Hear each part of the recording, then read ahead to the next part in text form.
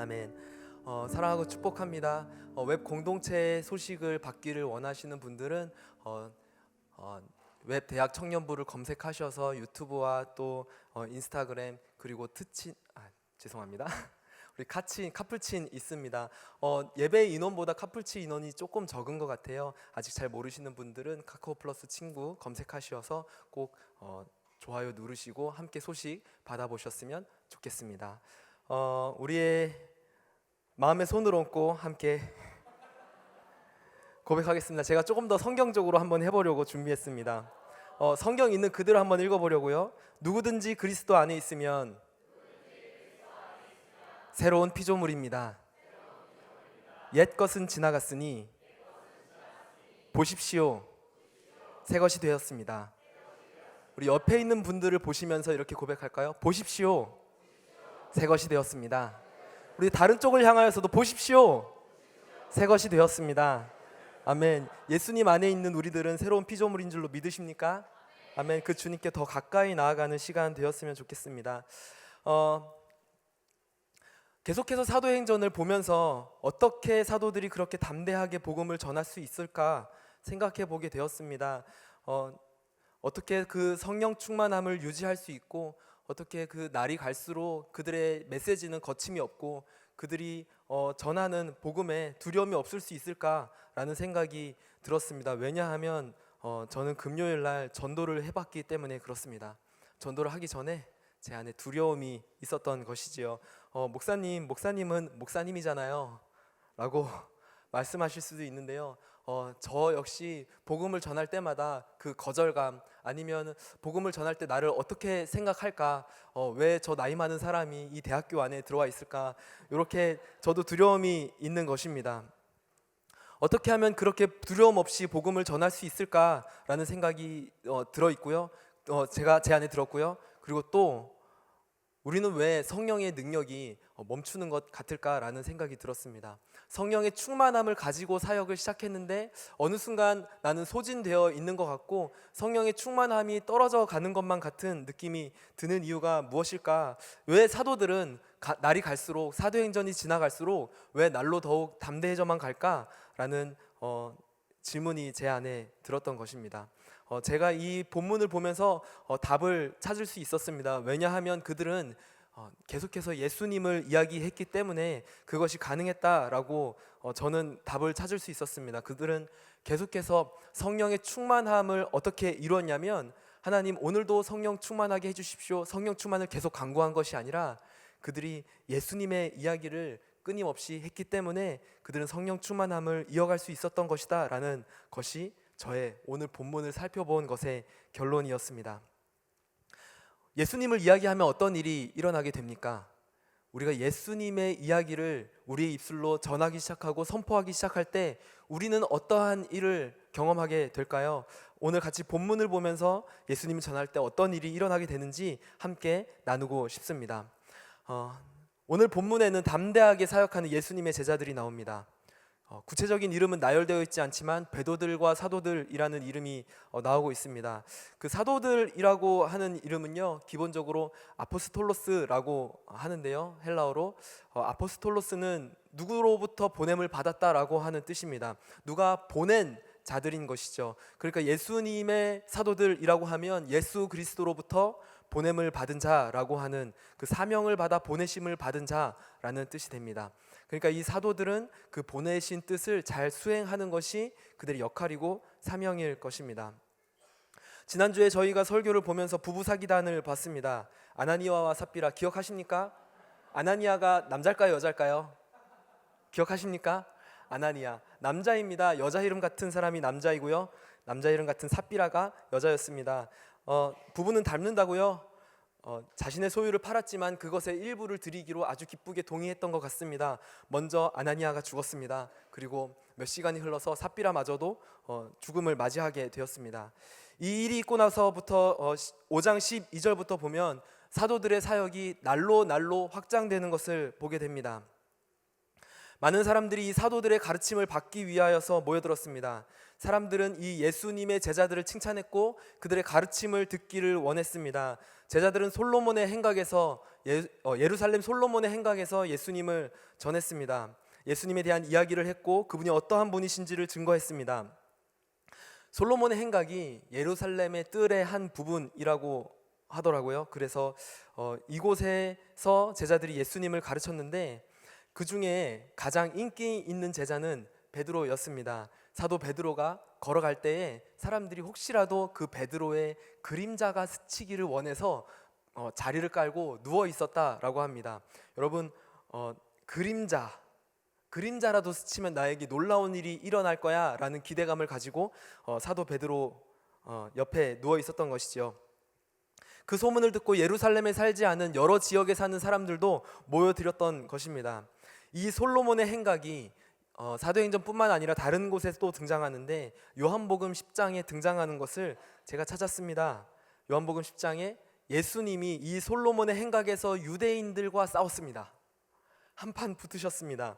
유대인들과 대화하셨는데 유대인들이 이 예수님을 가지고 뭐라고 했냐면 이 신성 모독을 하는 자 어찌 자기가 하나님의 아들이냐 하여서 돌로 쳐 죽이자. 이것이 바로 유대인들의 했던 말입니다. 이 예수님이 내가 하나님의 아들이다 라고 이야기하니까 이 유대인들이 화가 머리끝까지 나서 이 신성 모독하는 자를 돌로 쳐 죽이자라고 했던 것이죠. 바로 예수님을 신성 모독이라 하여서 돌로 쳐 죽이려고 했던 곳, 그곳이 바로 솔로몬의 행각이었습니다. 예수님 이제 하늘로 올라가서 승천하시고요. 그의 제자들 베드로가 솔로몬 행각에서 가르치는데 예수님은 그들을 설득하지 못했지만 이제 수많은 사람들이 그 베드로의 이야기에 매료되어서 예수님이 나의 구주이시고 예수님이 하나님의 아들이십니다 라는 것을 고백하게 되는 것입니다. 어떻게 그런 일이 있을 수 있습니까? 베드로가 예수님보다 더 대단합니까? 똑같은 장소에서 그 선생님이 하지 못했던 일들을 제자가 하고 있는 것 아니겠습니까? 이 베드로가 누구인지 기억하시죠? 오늘 마침 딱 그 고백을 우리가 찬양으로 하지 않았습니까? 예수님이 못 박히실 때 사람들이 너는 예수님과 같이 있던 자가 아니더냐? 라고 베드로에게 물어봤죠. 그때 베드로가 저는 예수님을 모릅니다 라고 대답했습니다. 사람을 열받게 하는 방법 중에 하나인데요, 모른 척하기. 제가 사실 여기서 연기를 하려고 했어요. 예수님이요? 예수가 누구죠? 이렇게 연기를 마피아 게임을 하는 것이 갑자기. 예수님은 자기 자신의 그리스도됨을 직접 말하였다가 그 자리에서 돌로 맞아 죽을 뻔했지만 똑같은 장소에서 그의 제자는 너무나도 담대하고 또 놀랍게 하나님의 아들을 전하고 있었던 것입니다. 어떻게 그런 일이 있을 수 있습니까? 베드로가 예수님보다 더 뛰어난 사람이었던 것이었습니까? 우리는 모두 답을 알고 있죠. 성령의 능력 때문에 그렇습니다. 사도행전은 계속해서 그 제자들이 성령의 능력을 힘입어 어떻게 사역하고 있는지를 보여주고 있습니다. 사도들의 굉장한 사역을 시기하는 자들이 그래서 있었습니다. 우리 사도행전 5장 17절과 18절을 함께 보겠습니다. 그러자 대제사장과 함께 읽겠습니다. 시작. 그러자 대제사장과 그와 한패인 사두개파 당원들은 모두 시기하는 마음이 가득해서 들고 일어나 사도들을 잡아다가 감옥에 가두었습니다. 이 사도들이 예수 그리스도를 전할수록 이 대제사장과 사두개파 사람들의 입지는 줄어들었죠. 왜냐하면 이들이 예수님을 못 박아 십자가에 달려 죽게 한 장본인들이었기 때문에 그렇습니다. 이들이 예수님을 십자가에 못 박아 죽게 했습니다. 모함했고요. 예수님은 거짓 선지자라고 모욕했습니다. 그렇기 때문에 예수님의 이름이 전파되고 높아져만 갈 때에 그들의 마음은 쫄리는 마음이 들었고 또 시기하는 마음이 점점 커졌던 것이지요. 그리고 이들이 이 예수님을 전하는 이 사도들을 어찌할까라고 모여서 회의했습니다. 그래서 이 사도들을 잡아 옥에 가두었지요. 옥에 가둔 이후에 자기들끼리 옆방에 모였습니다. 자기들끼리 모여서 어떻게 이 사도들을 처리할까? 죽일까? 때릴까? 쫓아낼까? 어떻게 하지? 자기들끼리 막 열심히 회의를 하고 있었습니다. 그들이 밤새서 회의할 때 하나님의 사자가 이 사람들은 회의하고 있고 하나님의 사자는 한편에 나타나서 이 제자들에게 나타나셨습니다. 그리고 이 제자들을 옥에서 탈출시키십니다. 사도행전 5장 20절입니다. 탈출시키는 장면이에요. 함께 읽겠습니다. 시작. 가라, 성전에 서서 백성들에게 이 새 생명의 말씀을 모두 전하라. 너희 여기 있지 말아라. 이 감옥은 너희가 있을 곳이 아니다. 너희는 이제 가라. 그리고 이 생명의 말씀을 전하는 것을 멈추지 마라 라고 하나님의 사자가 그들을 추록시키신 것입니다. 사도들이 어리둥절했지 않겠습니까?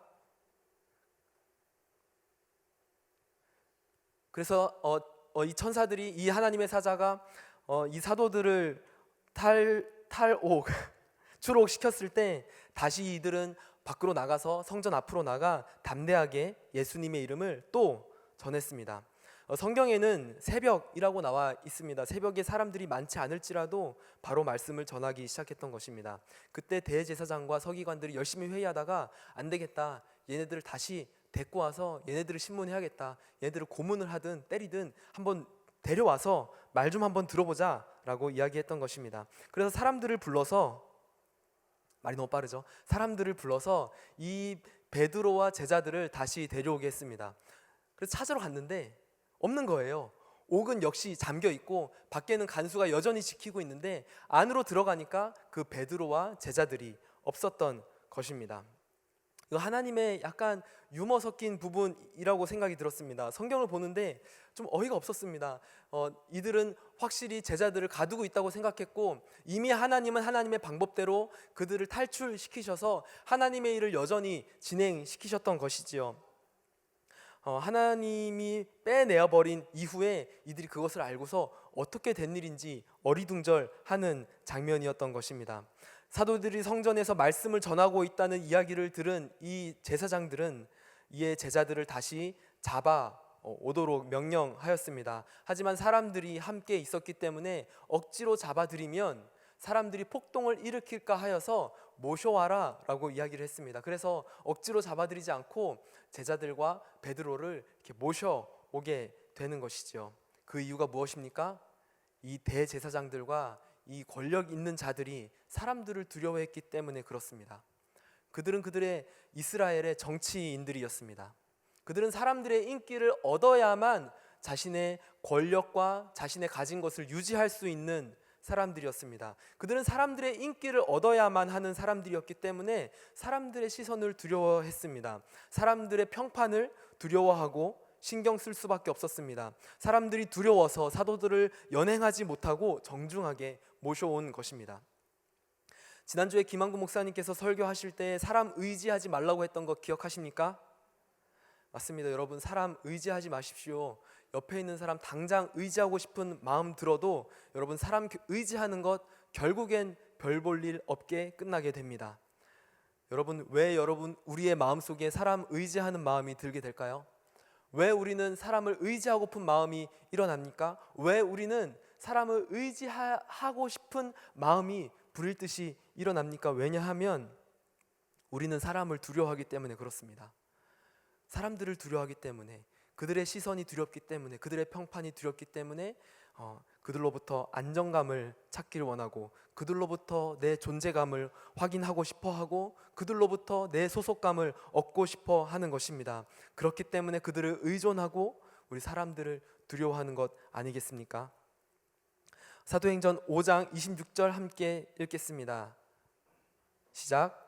그러나 강제로 끌고 오지 않았는데 그것은 사람들이 자기들에게 돌을 던질까 겁이 났기 때문입니다.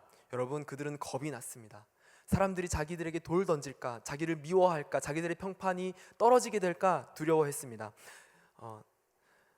두려워하다라는 단어인 푸호보스라고 하는 이 단어는요, 사람에게 쓰면 겁내다라고 하는 뜻이 되고요, 이 단어를 하나님께 쓰면 경외하다라고 하는 뜻이 됩니다.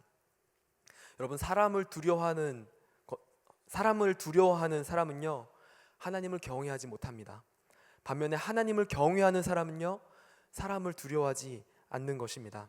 사람을 두려워하는 것이 아닌 하나님을 두려워하는 사람들, 사람의 시선을 신경 쓰는 것이 아닌 하나님의 시선을 신경 쓰는 사람들, 이런 사람들을 하나님을 경외하는 사람들이라고 부릅니다.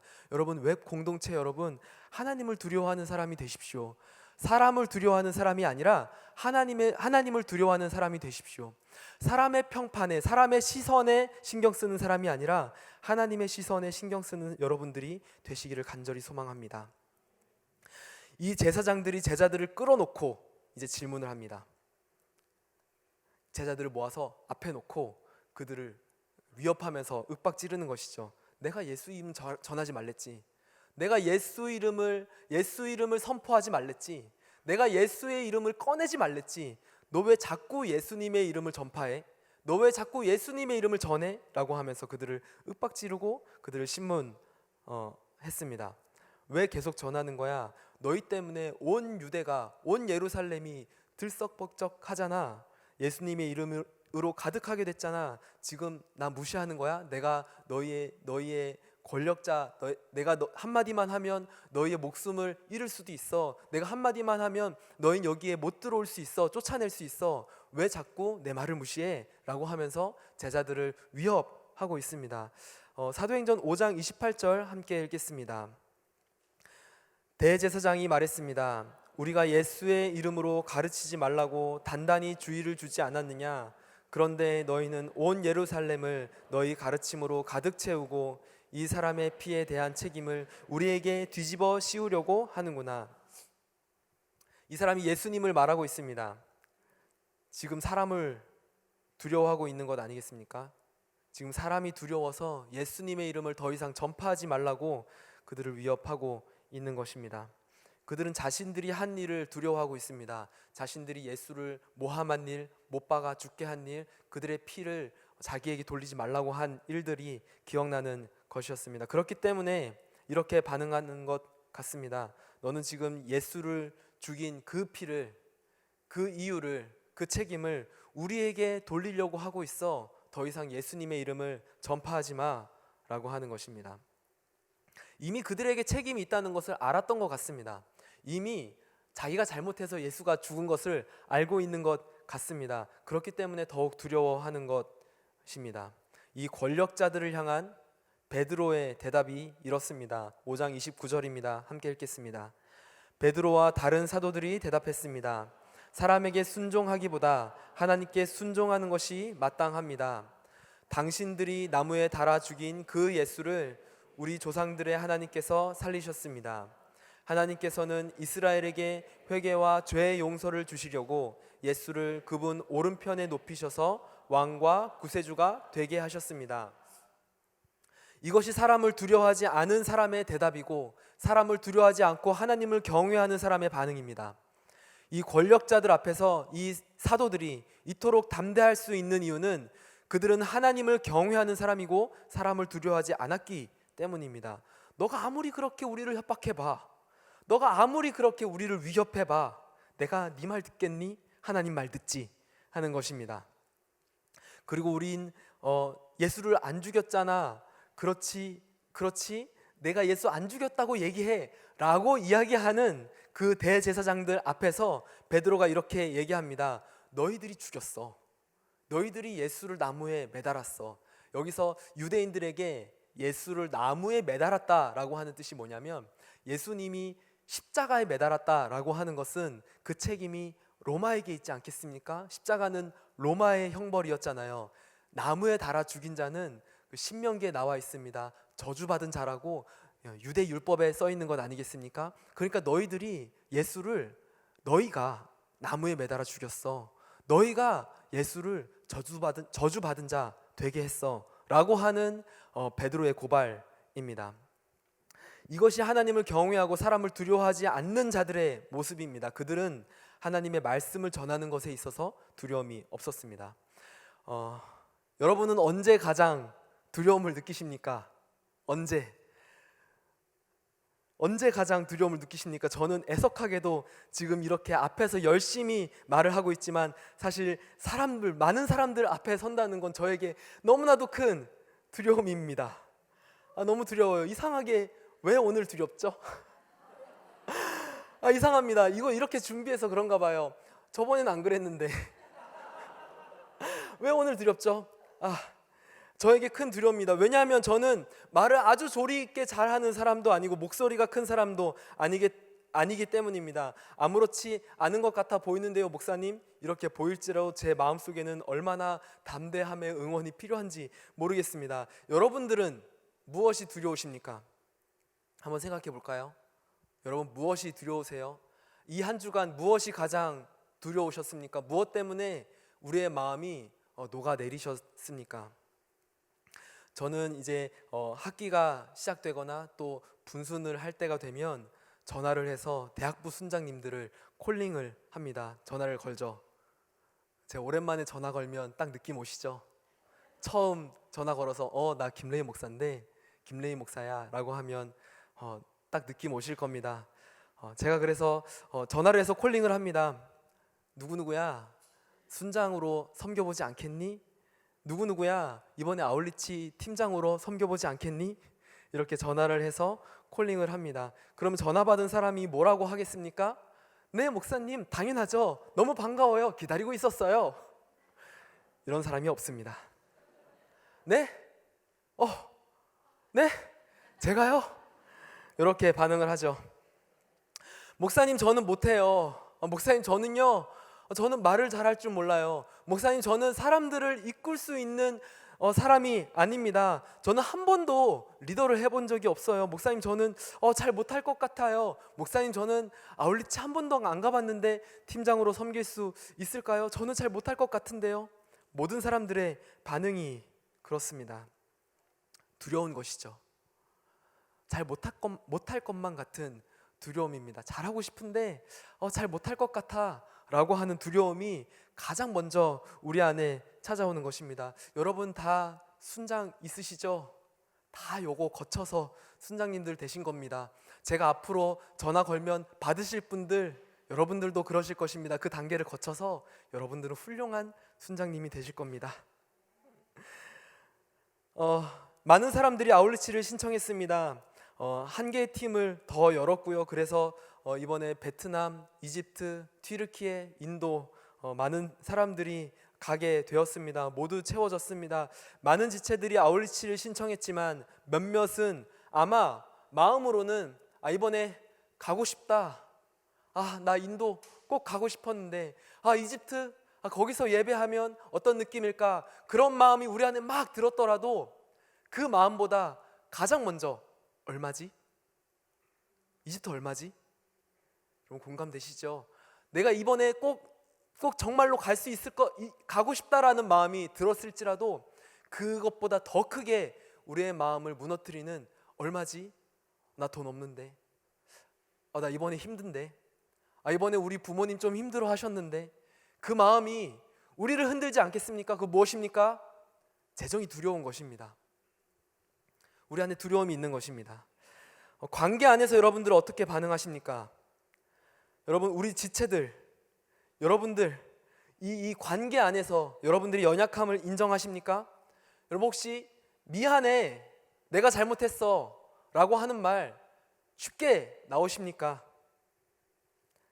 내 연약함, 나의 수치스러움을 드러내는 것 여러분 할 수 있으십니까? 아니면 오히려 그것이 드러날까 봐 다른 사람을 상처 주는 쪽으로 선택해 본 경험 있지 않으십니까? 그 무엇입니까? 여러분 두려운 것입니다. 관계가 두려웠고 나 연약함이 드러나는 것이 두려운 것입니다. 지금 우리는 모두 내가 가진 것보다 더 큰 것이라고 생각될 때 우리는 두려움을 갖게 됩니다. 내가 할 수 있는 것보다 저게 더 커, 나는 그 앞에서 아무것도 아니야 라는 마음을 가질 때 우리는 두려운 마음을 갖게 됩니다.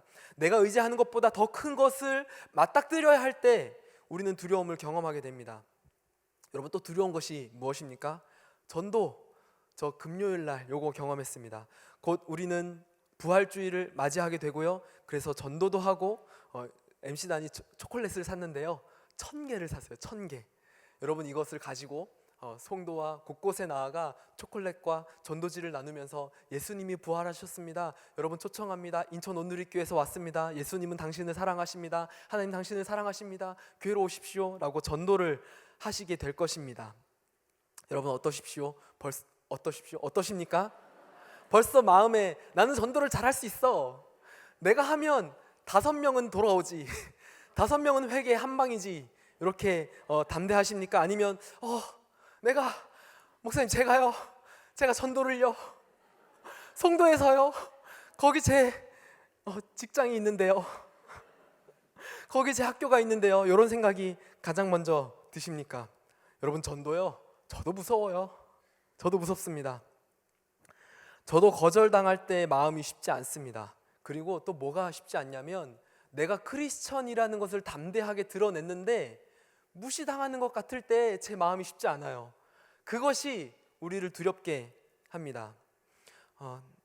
우리의 마음에 그래서 조용히 믿고 싶은 마음이 있죠. 사람들이 내가 전도할 때 쟤는 왜 이렇게 쟤는 저 크리스천은 나대 라는 시선이 제 안에 들어올 때 쟤는 왜 그렇게 열심히 믿지? 라는 시선이 제 안에 들어올 때 두려운 것입니다. 만약에 열심히 송도에서 전도하다가 우리 과장님 만나면 어떡하지? 우리 대리님 만나면 어떡하지? 여러분, 크런키 초콜릿을 건네십시오. 담대하게 건네십시오.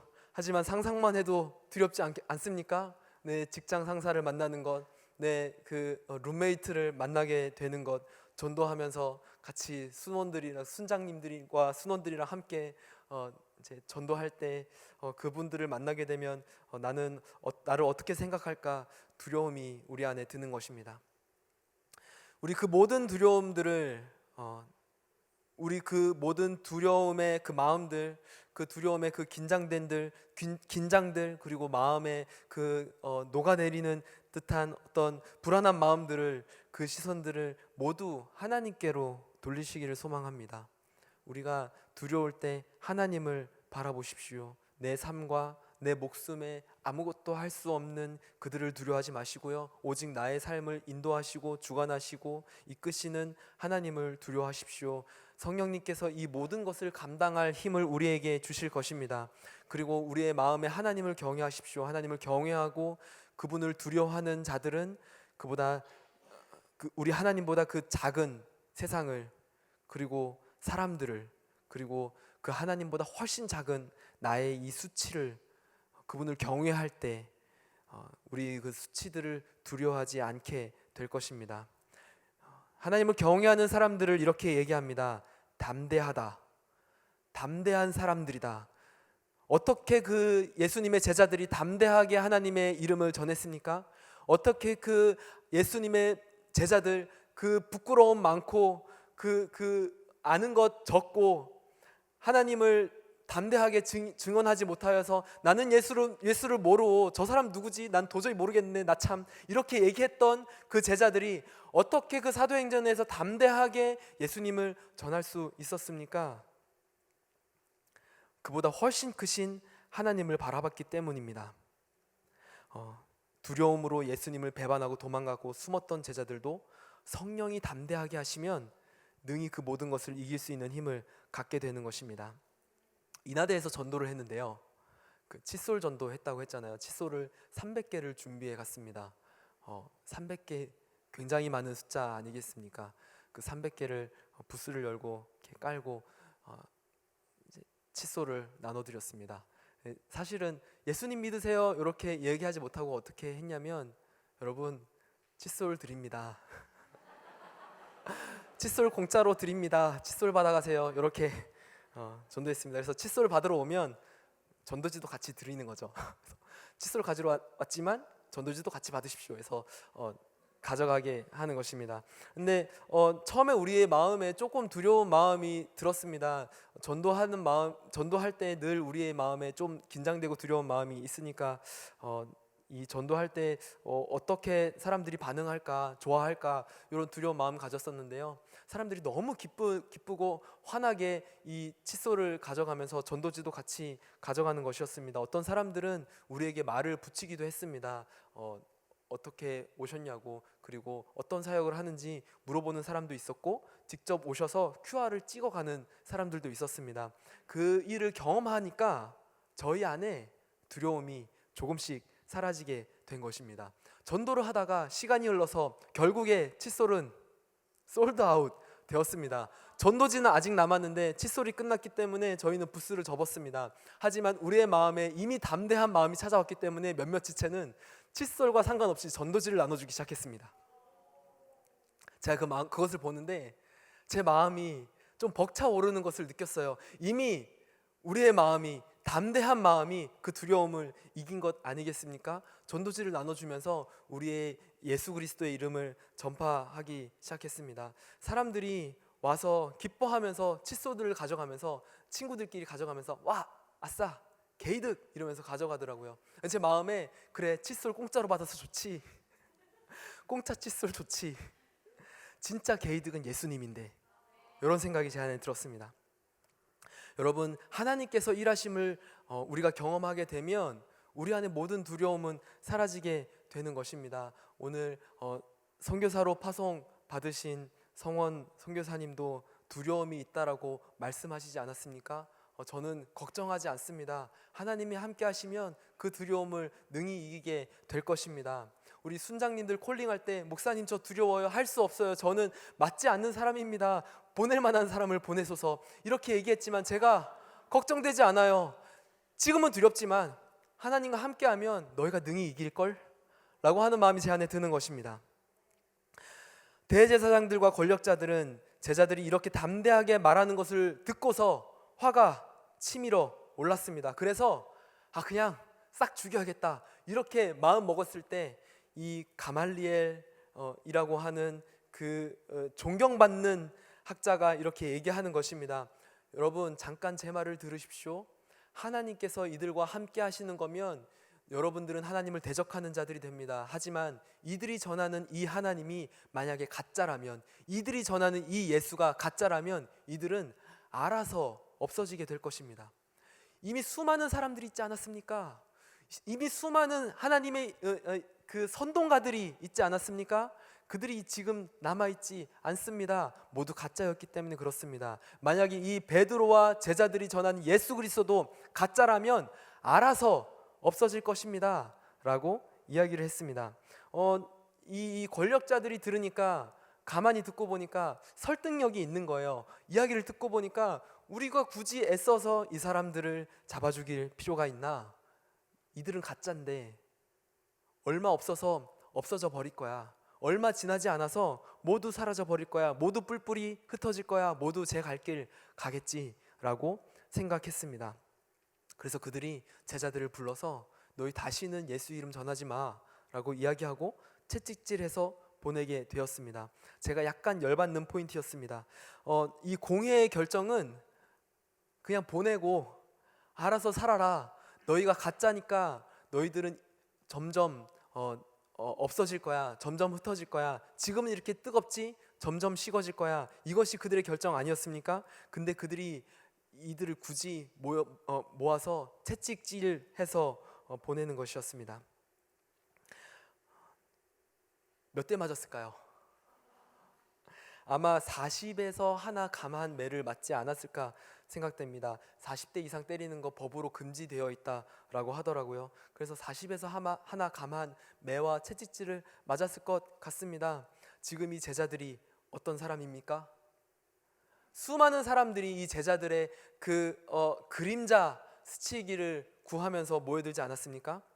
수많은 사람들이 이들의 기도를 받기 위해서 모여들지 않았습니까? 예루살렘과 예루살렘 안팎에 수많은 사람들이 모여들어서 기도 좀 해주십시오. 나의 병 좀 낫게 해주십시오. 귀신 좀 쫓아내 주십시오. 그리고 예수님에 대해서 우리에게 가르쳐 주십시오 라고 모여들지 않았습니까? 그들은 권능이 있었습니다. 제자들은 힘이 있었고 하나님의 함께 하심이 있는 자들이었습니다. 얼마 정도였냐면 숨겨서 자신의 재산을 팔고 일부만 바쳤던 사람들에게 사람들의 죄도 다 드러날 정도로 너네 이거 전부 아니잖아 라고 한마디만 하니까 혼이 떠나갈 정도로 사도들에겐 권능이 있지 않았습니까? 그럼에도 불구하고 지금 그들은 혼꾸녕을 당하고 있는 것입니다. 채찍질 당하고 있는 것입니다. 하나님이 그들을 감옥에서 꺼내주실 수 있음에도 불구하고 제자들은 그럴 만한 힘과 권능이 있었음에도 불구하고 그들은 모욕을 당했고 채찍질을 맞아야 했습니다. 이 제자들의 반응이 어땠을까요? 이 제자들의 반응이 이랬습니다. 사도행전 5장 40절 41절입니다. 함께 읽겠습니다. 그의 충고는 충분히 설득력이 있었습니다. 그들은 사도들을 안으로 들여 채찍질을 하고는 예수의 이름으로 말하지 말라고 명령하고는 풀어주었습니다.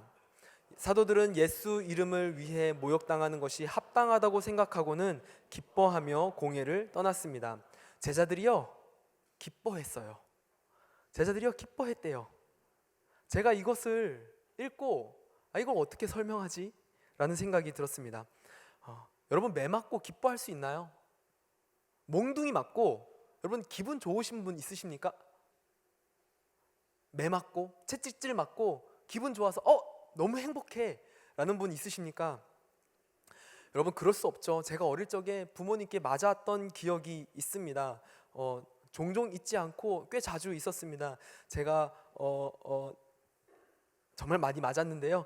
매일은 아니고 한 주중 행사 정도 됐던 것 같아요. 저희 부모님이 저를 굉장히 사랑하셔서 제가 엇나갈 것을 두려워하셨어요. 제가 잘못 나갈까, 제가 잘못된 친구를 사귀지 않을까, 몰래 오락실 가서 담배 피지 않을까 이런 것들을 걱정하셨습니다. 그래서 조금이라도 엇나가는 행동의 느낌만 있어도 저를 그렇게 회초리를 드셨습니다. 혹은 어떻게 훈계해야 할지 잘 모르실 때에도 회초리를 드셨던 것 같은 느낌이 지금 생각해보면 드는 것 같기도 합니다. 제가 매를 맞을 때 어떻게 하면 내가 다시는 부모님한테 매 맞지 않고 다시 사랑받는 자녀가 될 수 있을까? 너무 후회스럽다. 사랑받는 아들이 되고 싶어. 이런 마음으로 매 맞지 않고요. 어떻게 생각했냐면 어떻게 하면 이 적게 맞을 수 있지? 이런 생각이 들었어요. 그래서 제가 연습을 했습니다. 불쌍한 표정 연습. 그래서 여기를 올려서 제일 불쌍한 표정을 지으면서 손을 이렇게 둥글게 말아서 최대한 안타까운 제스처를 취하는 연습을 했던 것이죠. 긍휼의 마음을 일으키기 위해서 노력했습니다. 한 대만 맞아도 막 소리를 지르면서 막 불렀습니다. 여러분 이거 무엇입니까? 저는 매 맞는 게 하나도 기쁘지 않았어요. 부모님의 사랑의 매? 무슨 사랑의 매? 너무 아픈데 저 맞는 거 기쁘지 않았어요. 하나도 행복하지 않았습니다. 근데 제자들은 이상해요. 제자들은 이상합니다. 이렇게 매를 맞고 채찍질을 당하고 모욕을 당했는데 이들이 공회를 나오면서 기뻤대요. 행복했다고 합니다. 여러분 매 맞아서 기뻤을 리가 없습니다. 저 장담합니다. 매 맞으면요 아파요. 절대로 행복할 리가 없습니다. 그래서 안 아팠나? 안 아팠나? 하나님이 이 매 맞는 순간에 보호하셔서 이렇게 피부를 딱딱하게 하셔서 안 아프게 하셨나? 아니면 치유의 권능으로 바로 순간 힐로 고쳐주셨나? 여러분 이들이 아팠을 거예요. 많이 아팠고 많이 억울하고 많이 힘들었을 겁니다. 근데 이들이 기뻐하는 이유는 매 맞는 것과 전혀 상관없이 오직 예수님의 이름 때문에 그분으로 인하여서 핍박받는 것 때문에 그들이 기뻐하였다라고 합니다. 그 예수님의 이름 때문에 그들이 기뻤던 것입니다.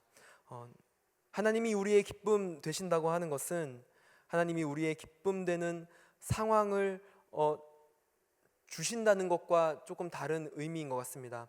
하나님이 우리의 기쁨 되신다고 하는 것은 우리가 기뻐할 만한 상황을 하나님이 만들어 주신다라는 것과 전혀 다른 말인 것 같습니다. 오히려 기뻐할 만한 상황이 아닌 때에 주어지는 기쁨, 몸도 지치고 감정도 무너지는 상황, 절망이 내가 가만히 있어도 나의 마음과 내 영혼과 육신을 덮는 그러한 상황, 내가 이 어려운 내 슬픔을 묵상하지 않아도 저절로 슬픔 큐티가 되는 그런 상황, 내 실패가 너무나도 크게 내 안에 다가오는 그런 상황, 이러한 상황과 환경에 처할 때라도 하나님이 우리에게 기쁨을 주시는 방법은 그것을 벗어나기 때문에 기뻐하시게 하는 것이 아니라 그것을 이기게 하시고 승리하게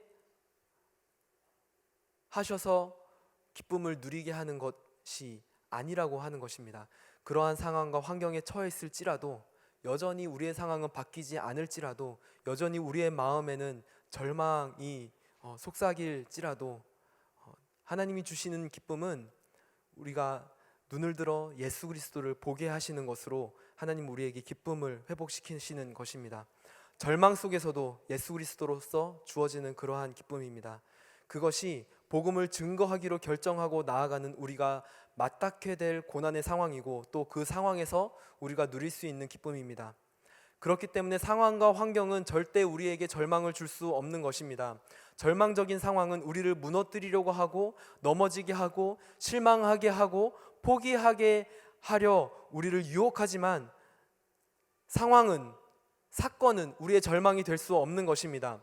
좋은 상황과 사건은 우리의 절망이 될 수 없는 것입니다. 그 말은 다른 말로 하면 좋은 상황, 좋은 환경, 충분하고 만족스럽고 풍요로움 또한 우리의 기쁨이 될 수 없다는 뜻입니다. 우리의 절망은 예수 그리스도의 부재입니다. 우리의 기쁨은 오직 예수 그리스도이십니다. 우리의 상황 앞에서 우리는 상황과 환경을 바꾸기로 간구하는 것이 아니라 우리에게 새 생명이 되신 예수 그리스도를 바라보기로 간구해야 하는 것입니다. 교회 새가족분들이 많이 모여들고 계십니다. 그래서 매주 예배 인원을 갱신하고 있습니다. 그거 제가 저번 주에는 한국 목사님이 잘해서 그런 것 아니라고 말씀드렸는데요. 저도 잘 알고 있습니다. 제가 잘해서 그런 것 아닌 것 잘 알고 있습니다. 그리고 여러분들이 잘해서 그런 것도 아닐 것 같습니다. 인원의 풍성함을 허락하신 주님께 너무 감사드리지만 이것이 우리의 기쁨이 될 수 없는 것입니다. 우리의 기쁨은 우리의 풍요로움, 우리의 부강함, 우리의 풍성함이 아니라 우리의 기쁨은 오직 예수 그리스도였으면 좋겠습니다. 풍년의 때에도 그 풍요로움으로 인하여서 기뻐하는 것이 아닌, 그리스도를 기뻐하는 자들은 기근의 때에도 절망하지 않고 예수 그리스도로 인하여 기뻐할 수 있는 것입니다. 하박국 3장에 이렇게 쓰여 있습니다. 무화과 나무가 싹이 트지 않고 포도나무에 열매가 없다고 해도, 올리브나무에 수확할 것이 없고 밭은 먹을 것을 생산하지 못해도, 우리 안에 양떼가 없고 외양간에 소가 없다 해도 나는 여호와를 기뻐할 것이고 나의 구원이 되시는 하나님을 즐거워할 것입니다. 이것이 성령 충만하여서 복음을 전했던 사도들이 누렸던 기쁨인 것입니다. 마지막으로 제자들에게 허락된 하나님의 은혜를 나누고 싶습니다. 그것은 하나님의 증언하심입니다. 그들이 놀라운 능력과 병고침과 많은 사람들이 그들을 따랐던 이유는 그들이 복음을 전했기 때문이고 그 복음의 능력이 있었기 때문입니다. 사도행전 5장 19절 20절을 함께 읽도록 하겠습니다. 19절 20절입니다. 그러나 그날 밤 주의 천사가 감옥 문을 열고 사도들을 밖으로 데리고 나오며 말했습니다. 가라, 성전에 서서 백성들에게 이 새 생명의 말씀을 모두 전하라. 하나님은 사자를 보내서 제자들에게 가라라고 말씀하셨습니다. 그리고 이 생명의 말씀, 곧 복음, 이것을 전하라라고 말씀하셨습니다. 이 생명의 말씀은 곧 예수 그리스도이셨습니다. 이 생명의 그리스도를 전했기 때문에 그들은 감옥에도 갔고 매를 맞기도 했습니다. 그리고 그들은 이 생명의 그리스도 복음, 예수 그리스도 때문에 아주 기쁨으로 그 모든 것을 감당했습니다. 이 슬프고 잔혹한 일들도 그들은 기쁨으로 받아들였습니다. 그것도 예수 그리스도 이름 때문이었기 예수 그리스도의 이름 때문이었습니다. 하나님은 이 때에 무엇 하셨습니까? 하나님은 제자들이 예수 그리스도의 이름 때문에 고난받는 이 때에 무엇 하셨습니까? 여러분, 예수님의 이름 때문에 고난 당해 보셨습니까? 지금의 이 시대는 예수님의 이름 때문에 그렇게 큰 고난은 안 당하는 때인 것 같기도 합니다. 예수님의 이름 때문에 고난은 때로는 우리의 각자의 삶 가운데 우리의 삶에 알게 모르게 또한 우리의 삶의 분량에 맞게 찾아오는 고난이 있는 것 같습니다. 오늘 성경에 보니까 예수님의 제자들이 그 예수 그리스도의 이름을 전함 때문에 고통을 받고 고난을 받고 채찍질을 당하고 있는데, 그 당하면서도 예수님의 이름 때문에 행복해요, 기뻐요 라고 고백하고 있는 이 가운데 하나님은 어디에 계십니까? 하나님은 이때 무엇 하셨습니까? 하나님도 기뻐하셨을까요? 이 제자들이 기뻐함으로, 제자들이 이 고통당함으로, 너희가 고통당하기 때문에 복음이 전해지는구나 기뻐하셨을 것 같습니까? 아니면 응원하셨습니까? 잘하고 있다, 화이팅! 저는 확신합니다. 제자들이 하나님을 증거하는 그 자리에, 그리고 제자들이 그 하나님을 증거함 때문에 고통을 당하는 그 자리에 하나님께서는 함께 하셨을 거라 확신합니다. 32절 함께 읽겠습니다. 32절 시작. 우리는 이 모든 일들의 증인이고 하나님께서 그분께 순종하는 사람들에게 주신 성령 또한 그 일들의 증인이십니다. 우리 하나님은 감독이 아니십니다. 우리 하나님은 코치도 아니십니다. 우리 하나님은 관객은 더더욱 아니십니다. 우리가 그분의 이름의 고귀함 때문에, 그분의 이름의 너무 놀라움 때문에 때로는 두렵고 무서운 상황 속에서도 그분의 이름을 붙들고 두려운 마음 가지고 담대하게 걸어나갈 그때에도 하나님께서 어떻게 하시냐면 성령님으로 그 우리와 함께 하고 계시는 것입니다. 성령의 증거하심이 우리를 외롭게 두지 않으십니다. 우리로 하여금 그래 예수님의 이름을 전해라 라고 명령해 놓고 보시는 것이 아니라 함께 증언하고 계시는 것입니다. 하나님은 우리를 절대 도구로 사용하지 않으십니다. 성령님이 함께 하셔서 두려워하는 우리를 위하여서 아파하시고 공감하시고 우리의 모든 것 가운데 함께 하시는 줄로 믿습니다. 그렇기 때문에 우리가 날로 더욱 담대할 수 있는 것입니다. 우리 성령 하나님은요, 예수 그리스도를 증거하기 위한 하나님의 영이실 뿐만 아니라 이 증인으로 서기로 결정하며 나아가는 우리를 위한 증인으로서 함께 해주시는 것입니다. 이것이 바로 예수님의 이름을 전하기로 작정한 제자들에게 있었던 일이었습니다. 예수님의 이름을 전하기로 작정한 제자들에게 하나님께서는 그들에게 성령으로 함께 하시면서 담대하게 하시고, 그들이 기뻐할 수 없는 와중에도 기뻐하게 하시고, 그들이 당하고 있는 어떤 고통과 어려움 속에서도 내버려 두지 않으시고 함께 증언하시면서 우리의 모든 것 가운데 동행하셨던 것입니다. 그것이 바로 예수님의 이름을 증언할 때, 예수님의 이름을 이야기할 때, 예수님의 놀라운 이야기를 전할 때 있었던 일이었습니다. 말씀을 준비하면서 저번 주에도 조은식 전도사님 이야기가 나왔는데요, 말씀을 준비하면서 운식 전도사님이 저에게 이렇게 물어봤습니다. 목사님, 이번 주 말씀 주제가 뭐예요? 무슨 말씀 전하세요? 저에게 얘기했는데 제가 장난을 많이 치거든요. 이제 반말로 장난을 했어요. 약간 외국 사람들 제스처 이렇게 하면서 예수님 이야기지 뭐 똑같지 않겠어? 예수님 이야기지, 이렇게 이야기를 했습니다.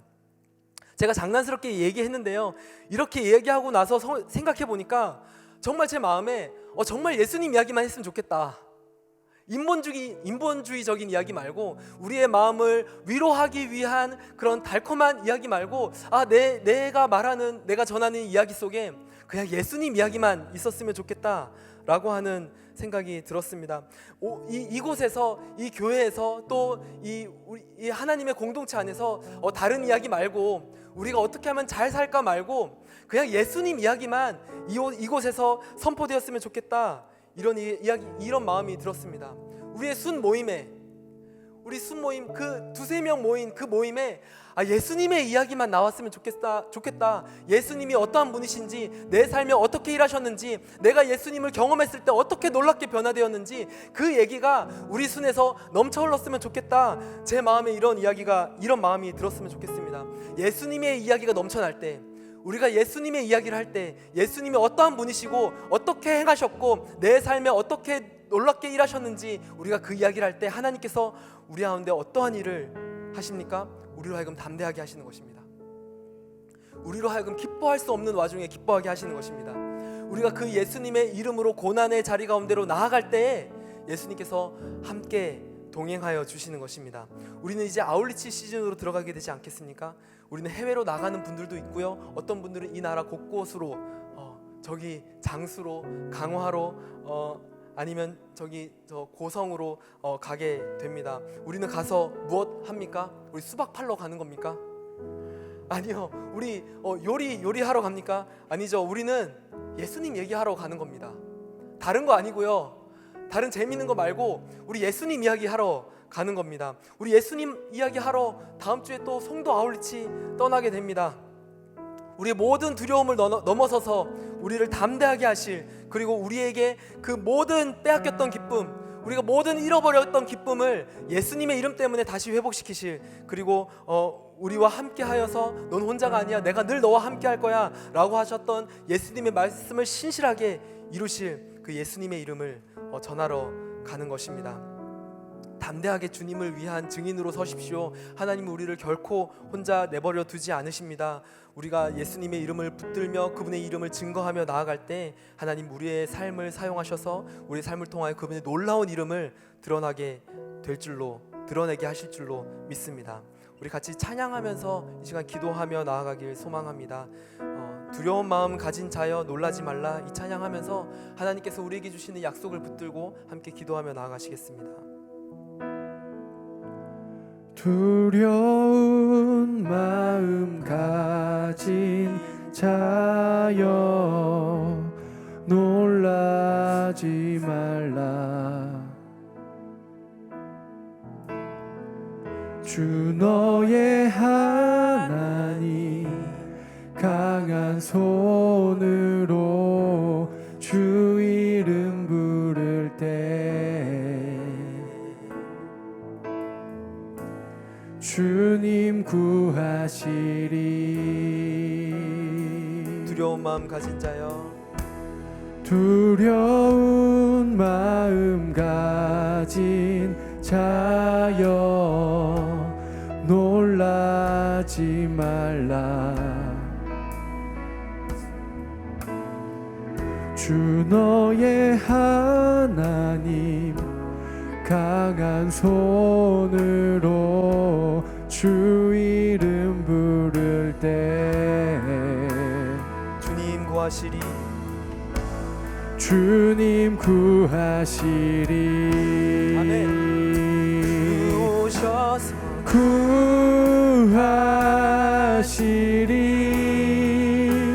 주 오셔서 구원하시리. 약한 자들에게 강한 능력으로 주 오셔서 구원하시리. 주 오셔서 구하시리. 주 오셔서 구하시리. 주 오셔서 구원하시리. 눈을 들어보라. 눈을 들어보라.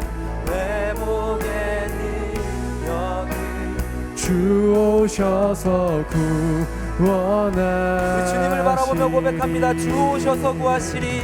주 오셔서 구하시리. 주 오셔서 구원하시리. 약한 자들에게 우리 주님의 강한 능력으로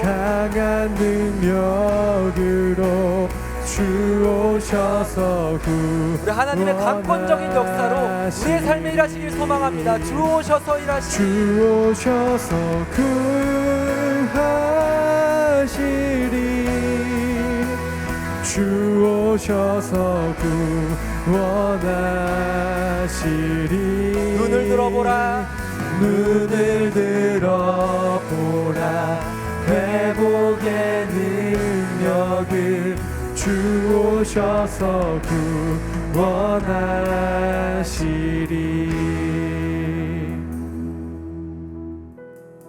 약한 자 여기 계십니까? 나는 약해, 나는 두려워, 나는 힘들어, 나는 할 수 없어, 나는 연약해 라고 생각하시는 분 계십니까? 그래서 하나님께 도움을 구하여야 하고 그 도움을 필요로 하시는 분 계십니까? 이 시간에 우리가 주님께로 나아가 하나님 우리를 도와주시옵소서라고 기도할 때 하나님께서 우리의 상황을 만져주시고 우리의 상황을 좋은 상황으로 바꿔주시기를 구하는 것이 아니라, 하나님, 내가 이 어려운 상황 가운데, 내가 이 연약할 수밖에 없는 상황 가운데, 하나님, 내가 이 두려울 수밖에 없는 상황 가운데, 여전히 내 상황은 두려울지라도, 내 상황은 나를 무섭게 할지라도, 내가 이 두려움 앞에 설지라도, 하나님, 내가 그것을 바라보지 않고 주님을 바라보길 소망합니다. 내가 하나님을 바라보길 소망합니다. 예수 그리스도의 이름의 능력을 내가 바라보길 소망하오니, 이 시간에 하나님을 바라보길 원하는 자들은 자리에서 일어나셔서, 하나님, 내가 내 상황을 바라보는 것이 아니라, 나의 연약함을 묵상하는 것이 아니라, 나의 불안함을 묵상하는 것이 아니라, 하나님, 나를 지으시고 이끄시며 나를 선한 길로 인도하시는 그 하나님을 바라보며 그 하나님을 선포하게 하여 주시옵소서. 우리가 입술을 열어 고백하길 소망합니다. 주님이 나의 힘이십니다. 주님을 바라봅니다. 주님을 더욱 의지합니다. 이렇게 고백하길 원하시는 분들은 다 같이 주여 한번 크게 외치고 기도하길 소망합니다. 주여, 주 오셔서 구하시리. 주 오셔서 사랑하는 하나님, 내가 주님을 더욱 의지합니다. 하나님, 내가 주님을 바라보게 하여 주시옵소서. 약한 자들에게 가장 큰 능력에 강한 주님을 하여 주시고, 하나님을 더욱 능력으로 의지하길 주 소망합니다. 오셔서 하나님, 우리가 두렵습니다. 하나님, 우리가 연약합니다. 연약함을 묵상하지 않게 하여 주시고, 나의 부족함을 바라보지 않게 하여 주시고, 상황을 역전시키시기를 바라보는 것이 아니라, 하나님, 내 모든 것 위에 나를 지으시고 이끄시며, 하나님, 나의 모든 것 되시고 강한 능력이 되시는 주님을 바라보게 하시고 주님을 선포하게 하여 주시옵소서. 하나님, 내가 주님을 바라봅니다. 회복의 능력을 주 오셔서 구원하시리. 주 오셔서 주님께서 우리에게 말씀하실 때, 주님의 손이 우리를 붙드실 때, 하나님, 우리가 좌절하지 않고 무너지지 않고, 하나님, 우리가 절망하는 것이 아니라, 하나님, 우리가 쓰러지는 것이 아니라, 하나님, 우리가 일어나게 될 것을 소망합니다. 약한 자들에게 하나님, 우리는 회복될 것입니다. 강한 하나님, 우리는 회복될 것입니다. 능력으로 네, 주 오셔서 구원하시리. 주 오셔서 구하시리. 주 오셔서 구원하시리. 모든 것 되시며 유일하신 왕이신 주여 오셔서 다스려 주시옵소서. 하나님, 다스리시며 통치하시며 붙드십니다. 주 오셔서 구원하시리. 우리의 시간이 많이 갔지만 한 가지 더 기도하길 소망합니다. 이 공동체를 위하여서 기도하길 소망하는데요, 하나님, 이곳 가운데 예수 그리스도의 이름이 더욱 선포되게 하여 주시옵소서. 예수 그리스도의 이야기가 끊이지 않게 하여 주시고, 우리 순에 오직 예수 그리스도의 이름이 전파되게 하여 주시고, 우리 순을 다스리는 하나님의 이야기가 우리 순 안에 더욱 풍성하게 넘치게 하여 주시옵소서. 하나님이 공동체, 웹 공동체에 하나님 주님께서 하신 놀라운 일들이 선포되게 하여 주시고 끊어지지 않게 하여 주시옵소서. 주님의 이야기가 끊어지지 않을 때 하나님 주님의 성령의 인도하심도 끊어지지 않을 것입니다. 하나님, 우리가 더욱 힘써서 주님의 이름을 전하는 자들 되게 하여 주시옵소서. 우리 다 같이 한 번 더 이 공동체에 하나님의 이야기가 풍성한 공동체를 위하여 하나님 다시 한 번 더 기도하실 때에 주여 한번 크게 외치시고 기도합니다. 주여,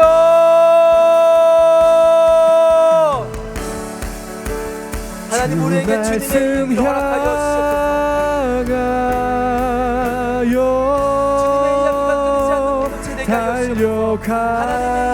달려가리. 하나님, 우리를 통하여서 일하시는 주님을 기대하오니 살아계신 하나님, 힘도 가운데 아니 주님의 이야기가 끊이지 않게 하여 주시옵소서. 능도 주님의 이야기가 끊어지지 않게 하여 주시옵소서.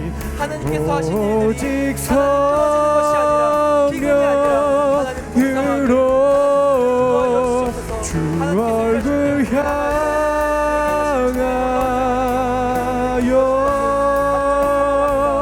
달려가리라.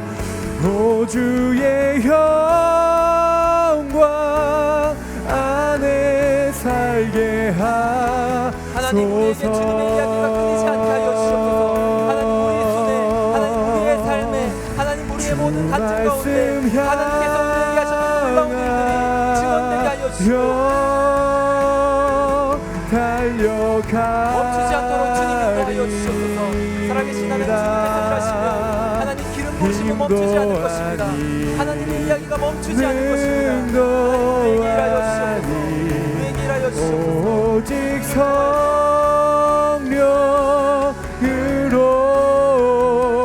주 얼굴 향하여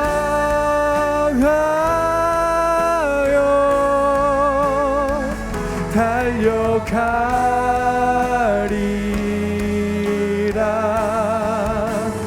오 주의 영광 안에 살게 하소서. 고백합니다. 주 말씀 향하여 주 말씀 향하여 주 말씀 향하여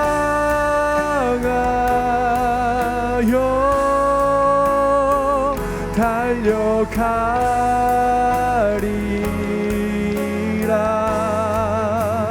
힘도 아닌 능도 아닌 오직 성령으로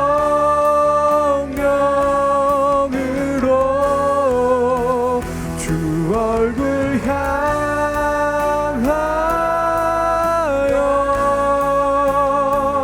달려가리라.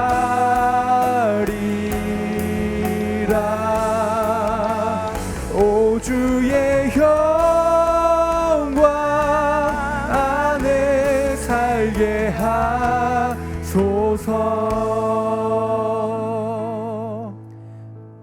사랑하는 하나님, 그 연약했던 제자들이 주님의 이름을 전하며 나아갈 때 성령의 기름 부으심과 놀라운 능력이 끊어지지 않았던 것처럼, 그리고 그 성령의 담대하게 하심과 기뻐하게 하심이 멈추지 않았던 것처럼 하나님, 이 공동체에 예수 그리스도의 이름을 말하는 풍성함이 끊어지지 않게 하여 주시고 오히려 차고 흘러 넘쳐지기를 소망합니다. 우리가 예수 그리스도의 이름을 멈추지 않을 때 하나님, 우리 안에 우리의 영혼을 더욱 담대하게 하시고 잃어버렸던 기쁨을 다시 회복시키실 하나님을 기대하오니 하나님, 우리의 입술에 예수 그리스도의 이름을 허락하여 주시옵소서. 우리의 삶에, 우리의 공동체에, 우리의 순에 예수 그리스도의 이름을 허락하여 주시옵소서. 날마다 간증이 되게 하여 주시고 날마다 주님께서 행하시는 놀라운 기적 되게 하여 주시옵소서. 우리를 통하여서 놀랍게 일하실 주님의 이름을 높여드립니다. 감사드리며 예수님의 이름으로 기도드립니다. 아멘. 살아계신 하나님께 영광의 박수를 올려드립니다. 아멘.